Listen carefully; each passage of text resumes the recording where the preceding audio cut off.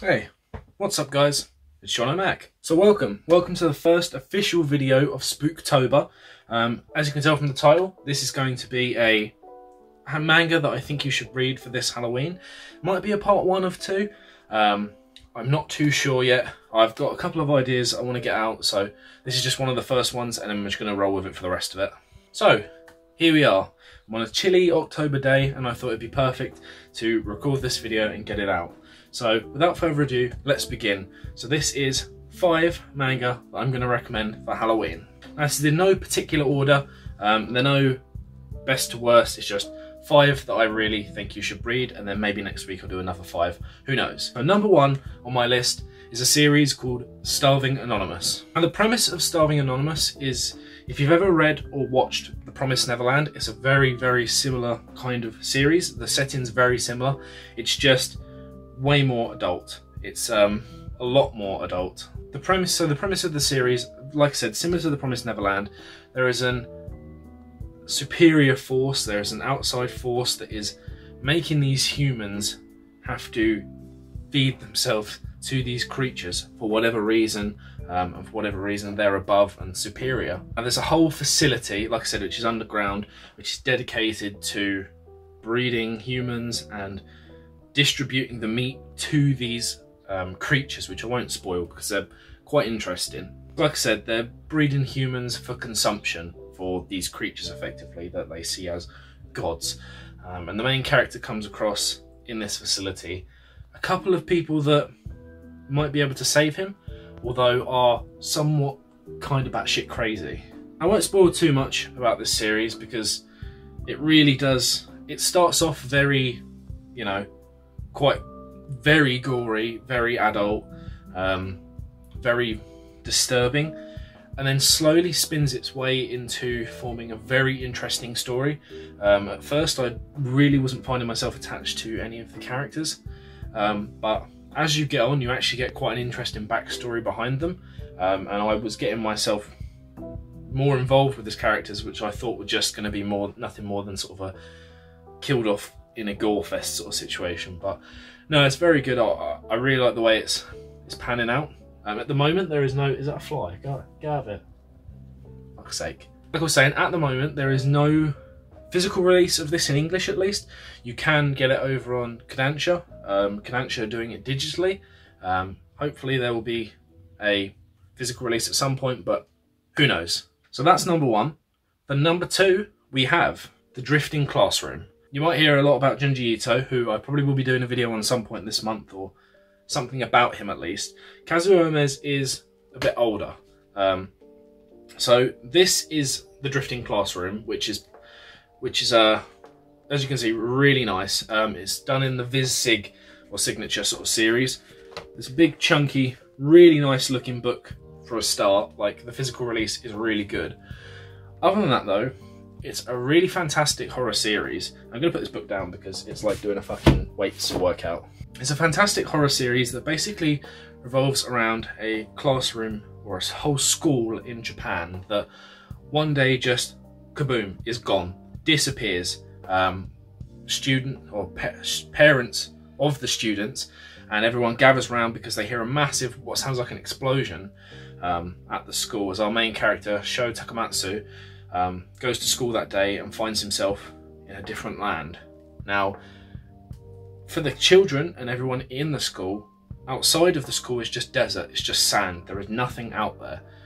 For everyone who witnessed the school disappear, there is just a crater in the ground. There's nothing left there, there's no trace of anyone or anything, it's completely gone. Now, what's actually interesting about this series being horror, I thought at first it would be focusing on like giant monsters and stuff in this like crazy land, but as you find out more about the world itself, you can understand why there's not so much of that in there, which I actually really like. A lot of the horror aspect in this series comes from people's sanity, and they explain that quite well by saying that children have quite good imaginations, so to their minds, when it's explained, you know, something to an adult, say we're transported to this other world, you go, well, that can't be, that's impossible. To children, they could see that as a possibility because they're imaginative. So like I say, most of the horror comes from people going absolutely insane and trying to deal with this new circumstance where they are stranded. They obviously have limited resources in terms of food and water, and it being a school, there's a lot of students as well as teachers there. So it's more just about how are they going to survive in this kind of weird, bizarre land that they found themselves in. And the story really starts to unfold in a very interesting way when you find out the backstory of where they actually are and what's sort of going on. It's a really good series. I would definitely recommend it. I believe it's in 3 of those like big like hardcover volumes. So 3 of those done by VizSig. I definitely recommend picking it up. It's fantastic. Now, number 3 on this list is going to be a series called Pumpkin Night. Now, this series is quite interesting. Unfortunately, there's no physical release for it, or even digital that I could find. And even the Japanese volumes are really hard to come across. So I'm going to try and pick those up when I can, but God, it's hard to find. So the main sort of plot of Pumpkin Night focuses on a girl and a group of students. Now, the girl is she's a bit quirky, a bit crazy. She wears a giant bow tie. She's a little bit childish. So because of that and because of her appearance, she gets bullied, but quite mercilessly. Like, you know, the kind of bullying that makes someone go a bit. So that is, and that's exactly what happens as she becomes a killer, a fabled killer known as Pumpkin Night. And she is trying to hunt down and kill all of the people that were bullying her, but do it in ways that is very sadistic. She doesn't want to just give them a swift death. She really wants to torture and punish them for what they've done. It's a very gory series. It starts out very like gratuitous. It's crazy, but the story for at least part 1, I've not started on part 2 of the series yet, but I kind of like where part 1 ends, so I'm not sure if in my eyes the series will decline from that point onwards. But it really, in like the first part, I can't remember how many chapters it is, but within that part, the story really progresses to a nice point, gets a little bit weaker towards the end, but finishes well. I think the first like 3/4 of the part is very good. The last quarter is okay. But even though that's the case, and I don't think it's the best the whole way through, I definitely give it a read because I think it's very interesting. It's, like I said, it's very violent, it's very gory, it's crazy, it's kind of spooky. The character herself, who is Pumpkin Night, is absolutely mental, but kind of sweet sometimes. And that sounds absolutely bizarre, but anyway, check it out however you can. Hopefully it eventually gets a physical release because I will be buying it, and if I can find the Japanese volumes, then I will get them. But other than that, give it a read, check it out. It's definitely very spooky. Now, for number 4 on the list, we'll have a little series known as High-Rise Invasion. I really enjoy this. I've got the first few editions of this, which are printed in like 2-in-1s by 7 Seas. If you notice, you might not be able to tell, but they're quite shorter. They're quite a bit shorter than like other manga volumes, like I noticed on the shelf. Like, if I just try and find an example. See, there's an ever so slight difference in terms of like, it's not much shorter, but a little bit, and it was like, not a problem, but I just found it a little bit odd at first. But anyway, this series, it is about, I was going to say the girl on the front, that's some nutty killer. It's about this girl called Yuri Honjo. One day, she just wakes up and looks in front of her and sees a man in a mask hacking someone to death with an axe. She has no idea how she got there, she has no idea what happened. She just awakes to see that in front of her and is thinking, what the hell is going on? Shortly after, she finds out that she's in a weird landscape that is just nothing but skyscrapers or high-rises. She also finds out that there seemingly is no way down to ground level. Every set of stairs that seems to lead down to a ground floor is gone, or, you know, covered up. There's no lifts that go down to the ground floor. So you're just completely stuck on skyscrapers, basically. She also finds out that these masked people are mental.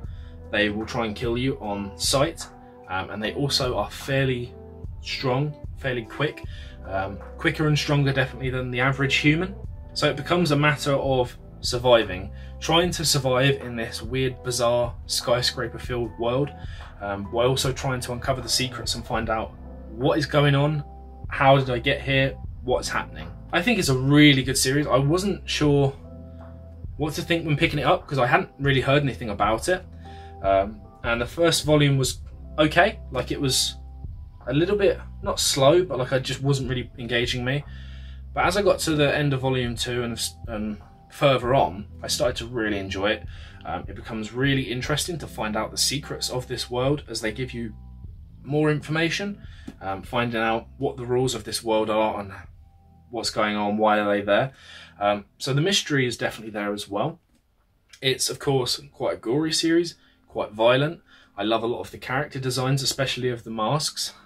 And if you are a person of culture, there is just a smidgen of ecchi in there as well. So it's got a little bit for everyone. And finally, last but not least, I said this is in no particular order, but this is probably one of my favourite of the bunch so far. So for number 5, we have Jujutsu Kaisen. Now this is one that I wanted to actually talk about for a little while, and thought, you know what, I'll save this for October. I'll save this to talk about in like a Halloween video. And of course, with the anime series recently coming out and that opening, absolute banger, I thought there was no better time to talk about this series because it's great. Now Jujutsu Kaisen is sort of like an exorcist manga. It focuses around a kid called Yuji Itadora, who is exceptionally strong for his age, very athletically gifted. Now this world they're in, there are things called curses, which effectively manifest themselves in weird, horrific forms like monsters, effectively.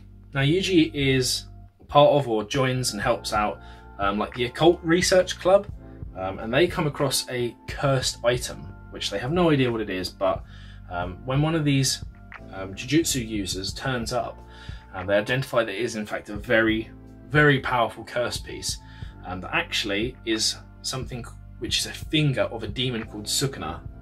Now, these fingers are what the curses are actually searching for, because if they consume all 20 of Sukuna's fingers, yes 20 because he's got several arms, more than 2, then they basically gain immense power.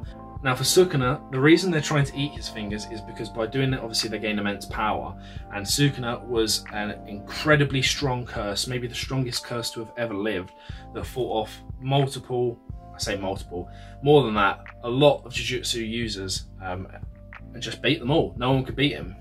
Now in this process, when the curse turns up and one of the Jujutsu users comes to help them, Yuji does something kind of weird. So to stop the curse from actually getting its hands on the finger, he swallows it. He eats the finger. By doing this, he becomes possessed by the power of Sukuna, who is thrilled to finally have a host, a body that he can run around in and cause absolute mayhem. Now Sukuna tries to go on a absolute rampage. He is stopped by a Jujutsu user named Satoru Gojo, who's a pretty cool guy. And then from that point onwards, they explain to Yuji that they basically want to kill him. But before they kill him, they want him to consume all 20 fingers of Sukuna so he can be basically trapped in Yuji's body and then killed. And from that point onwards, the story unfolds, Yuji training to become a Jujutsu user. And then we're introduced to a whole host of wacky characters, one of them being a panda, just literally a panda. But yeah, loads of wacky characters, loads of crazy stuff going on.